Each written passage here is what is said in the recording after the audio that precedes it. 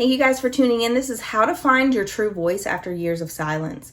So childhood wounds oftentimes silence your authentic voice. The voice that is truly yours gets silenced by all of the spaces that you have to contort into to be what the space needs you to be. So maybe you had a childhood where people were unpredictable, and so you had to be the funny one in order to create peace, or you had to be the super responsible one who told their siblings what to do and told their siblings where they needed to be at certain times, because that's the parentified child, and the parentified child can create a space where the parents don't have to be so stressed out.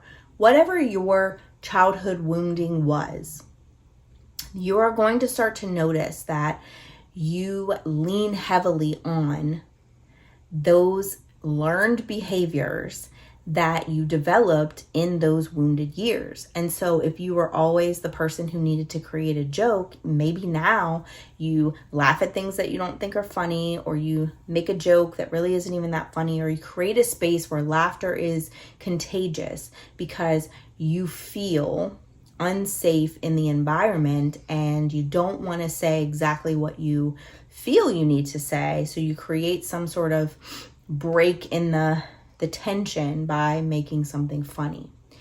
When you're able to heal yourself, you can restore your authentic voice. You can restore your assertiveness and not feel like you're being aggressive. You can restore your ability to actually speak up and not just go with whatever everyone else finds okay. You can speak up and not have to people please and do what anyone else wants you to do, as opposed to doing what you actually want to do. Sometimes your true voice is so silenced in childhood that you don't even know what you like or what you don't like. You don't even know what you like to watch. You don't know what you like to drink. You don't know what you like to eat. You don't even know what your favorite color is, because you've been fed what you're supposed to like, or you've read the room and been so hyper vigilant that you became what you needed to become, and that silenced you. But you were created for such a time as this. You were created for the voice that you were given to be in the spaces that you're in, with the people that you're in those spaces with. And so what do you need to do in order to find your true voice again after years of silencing your true self? Well, the first one is you have to notice when you're silent. Like, when are you silencing yourself? Are you doing it at work? Are you doing it with family? Are you doing it in environments where you don't feel as safe? What does it look like when you feel like you can't show up as the true version of yourself? Do you actually want to make the comment, but you don't because you think you're going to look stupid? Do you actually want to start the conversation, but you don't because you think this other person is going to judge you for even broaching the topic? What does it look like? Notice when you silence yourself. Is it a certain space? Is it with certain people? When is it happening? And then, now that you notice when you do it, to build up the courage to speak up in those spaces, you have to be able to speak up in the safer spaces. So whether it's with your best friend, whether it's with your dog, whether it's with your parent, whether it's with the coworker that you really, really like at work, be able to start small and speak up in those spaces. Because when you get used to doing it in the small spaces, you'll be able to do it in the larger spaces. So even if you're silencing yourself at work, maybe there's an office mate that you have that you're actually able to be honest with. Make that a habit. Make it a pattern. Tell them how you really feel. And then affirm your right to be heard. So when you're talking to that person, tell yourself, I have the right to voice my concern. I have the right to voice my opinion. I am here because my opinion is valuable.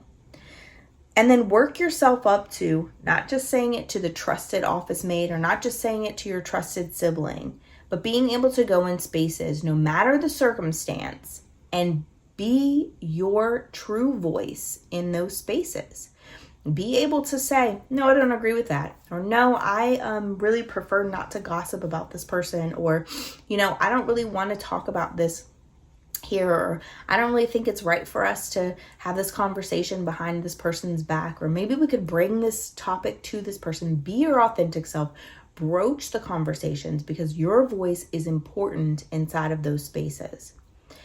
There are times where I stayed silent to keep the peace. There are times where I would let a conversation go on when I really didn't want to have the conversation. There are times where I knew people were talking about me and those people would, to my face, act like we were buddy-buddy, but then talk about me behind my back, and I said nothing. But my healing let me say, I need this, and do it calmly. I need for you to bring your grievances to me instead of bringing them to the whole family and talking about me to everybody. I need you to have that conversation with yourself, but don't have it with me because I choose not to gossip about this person. I need to be able to voice my opinions, and I need you to be able to listen. Otherwise, this relationship isn't going to work. Those are all the ways that I had to show up as my true self because I knew what I was tolerant of and what I was no longer willing to accept. And the only way to allow the people in my space to understand that was to be vocal about it, to find my voice on those things, and to be loud and proud of exactly how I felt about those things. So for this week, I encourage you to practice speaking up once this week, even when it feels weird, even when it gives you that little tingle in the pit of your stomach. Do it in a small way, do it in a big way. Do it in a way that makes you feel like you actually showed up. And I'm going to tell you, you may feel a little bit self-conscious after you leave. You may feel a little bit weird about the conversation later, but you will be praising yourself. You will be comfortable with yourself. You will be proud of yourself for saying the thing that you needed to say in that environment. So this week, I encourage you to find that one space to speak up and share this video with somebody that you feel like it would resonate with. Go to my socials, follow me there, and like and subscribe to this page, because remember that knowledge gained and kept to yourself is selfish, but knowledge shared with the world could just be the catalyst for change that they need to break free from the bondage that they're experiencing. Thank you all for tuning in, and I hope to hear more of your voice this week instead of years of silencing it for those old childhood wounds. Thanks for tuning in, and I'll see you again next time.